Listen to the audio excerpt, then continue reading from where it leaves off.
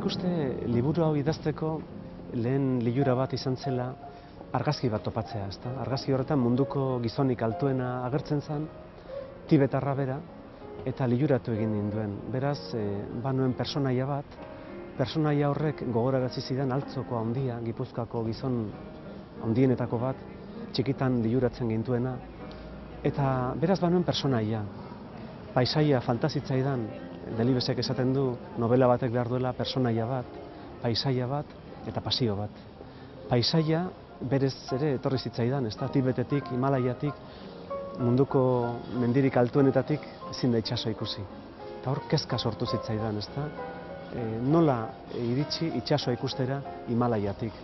Halaxe, imaginatu nuen nire protagonista Txina osoa zeharkatzen ibai horiari jarraiki, ezta? Gogoan dut, hemendik oso hurbil dagoen liburuen da batean nola lortu nuen ibai horiari buruzko liburu bat, eta nik horixe zabaltzen nuen atalkan indoan eran, ezta? Zer ibiliko nire protagonistak horixe zabaltzen nuen, eta sekula ez naiz egon Txinan, sekula ez naiz egon Himalaian, eta horrelaxe abiatu zen historia.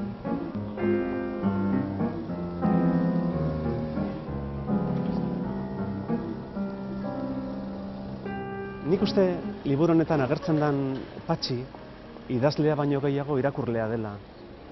Hor agertzen direla niri asko gustatu izan zaizkidan irakurketak, hor dago Calvino, hor dago Tolstoi, hor dago Biblia, hor daude Ulises, baina esango nuke horregatik, hain zuzen ere, protagonistak eraman nahuela idazle izatera baino gehiago, ni naizen irakurlea isladatzera.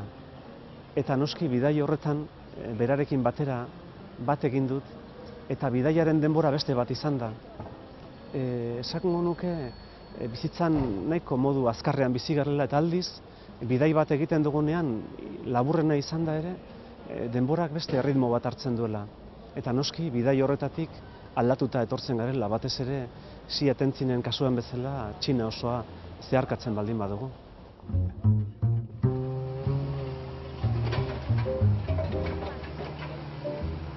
Liburu honen kontrazalean 8 urtetik aurreragoko irakurleentzat dela agertzen da, ezta?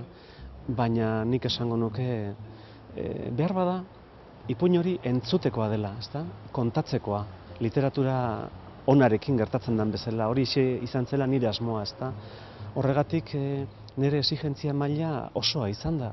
Bilatu izan ditut egiturarik ederrenak, musikalitaterik entzungarrienak, estiloa, konparazioak, metaforak. Beraz, literatura ona denean, nik uste adinik gabea dela, ezta? 8 urtetik aurrera, baino esango nuke izatekotan 98 edo urte bitartekoentza dela, ezta? Eta egia da, gaur egungo haurrentzat lilura batez ere pantailatik datorkiola, ezta? Haur txikiari, ezta? Batez ere haur txiki hori lortzen dugula harrapatzea marrazki handiekin, marrazki koloreztatuekin. Baina gero eta marrazki gutxiago daukate, oso bitxia da, ez? Txuri-beltzezko marrazkiak agertuko dira gero, eta gero gaztentzat eserrez. Eta nik uste gure erronka nagusinetakoa dela pantailak lortzen duen lilura hori gure testuen bitartez egitea. Exigentzia mailarik handienarekin, eta beraz, funtsean nik uste literatura egiten dudala eta ez haur literatura, ezta? Nahiz eta behar bada liburu hauek haurrentzat ere egokiak izan.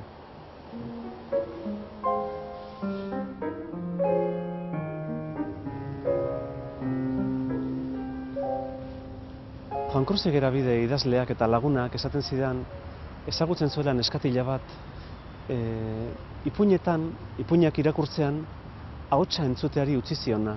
Hau da, txikitan hasi zen ipuinak irakurri bitartean ahots txiki bat entzuten bere baitan. Eta eskolan behar bada liburuak gehiegi lantzearen poderioz, egitura, personaiak, metaforak, hasi zela ahots hori entzun gabe irakurtzen.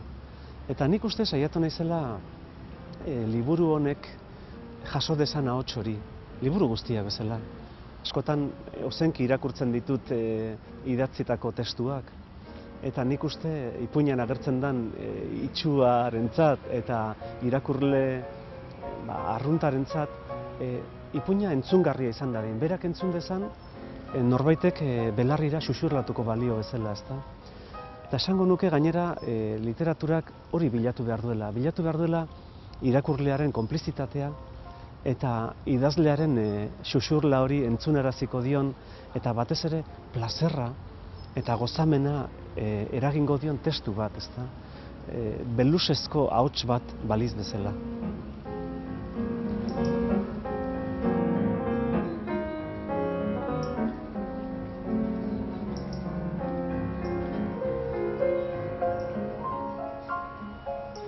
Idazleok idatzi egiten dugu irakurriak izan gaitezen. Idazleok irakurri egiten dugu, ezta? Nik esate baterako esango nuke nire plazerrik handienetakoa irakurtzea dela. Askoz denbora gutxiago pasatzen dudala idazten, ezta?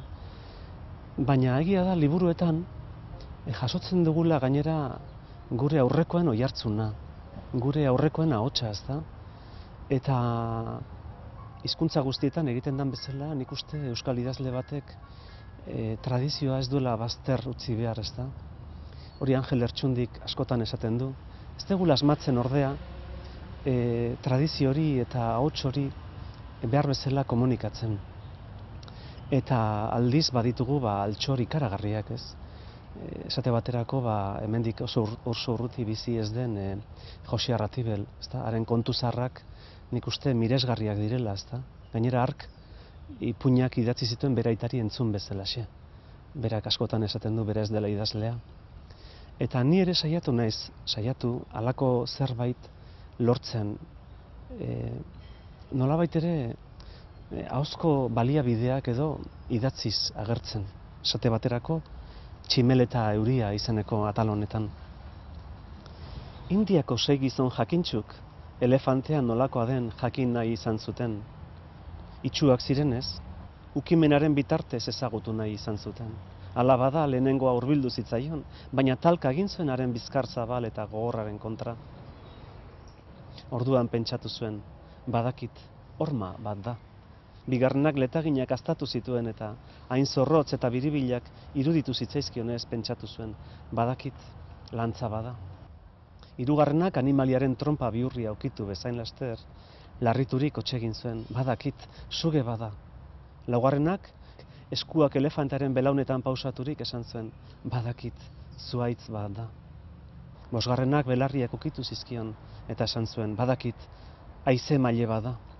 Seigarrenak isats kulunkaria laztandu eta esan zuen, badakit, soka bat da.